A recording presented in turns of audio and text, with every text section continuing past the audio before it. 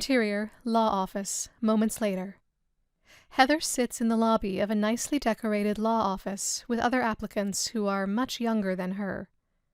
On the wall adjacent to her is a big painting of John Wayne. Insert the Duke. The painting shows John Wayne on horseback, looking off into the distance. Back to scene.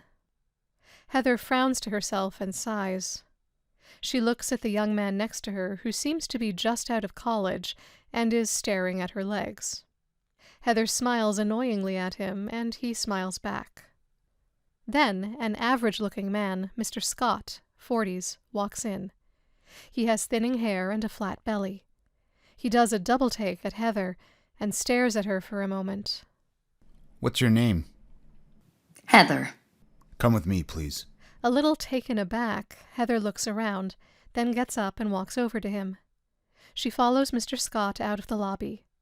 They walk through the maze of the law office, passing cubicles and other smaller offices with wooden doors that have nameplates on the front of them. Finally, they stop at a door that doesn't have a nameplate, that leads to yet another small office, and Heather follows Mr. Scott inside. Mr. Scott shuts the door behind them. They walk past an empty secretarial desk, covered with paperwork and files, and go into the next room where there is a nice big wooden desk. They sit down in front of it, facing each other. Mr. Scott looks closely at Heather. They sit there for a few seconds. Suddenly, Mr. Scott lets out a big sigh. The man down the hall is your interviewer.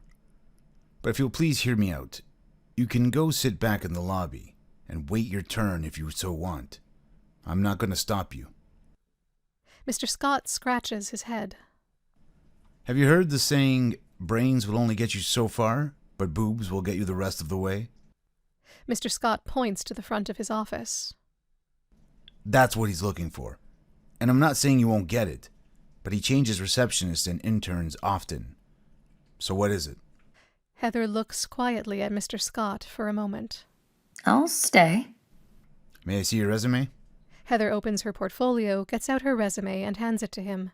Mr. Scott glances over it. Why do you want to work here?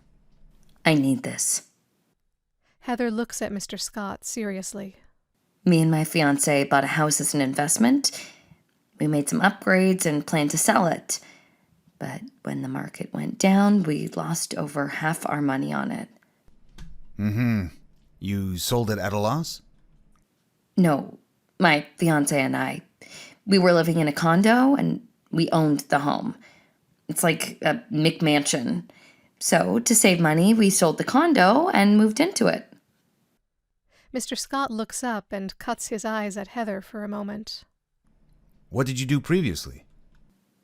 I managed the books at a flower shop. Before that, I was an equal employment specialist for the U.S. Corps of Engineers.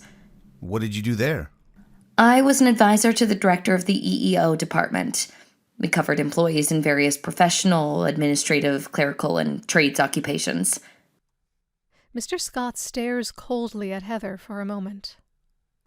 I have a lunch appointment. If you can get half those files in the other room filed by the time I get back, you've got the job. Mr. Scott gets up and grabs a coat and briefcase from behind his desk. He walks to the front door of his office, opens it, and looks down the hall, then turns back to Heather. Come here. Heather joins Mr. Scott and looks down the hall.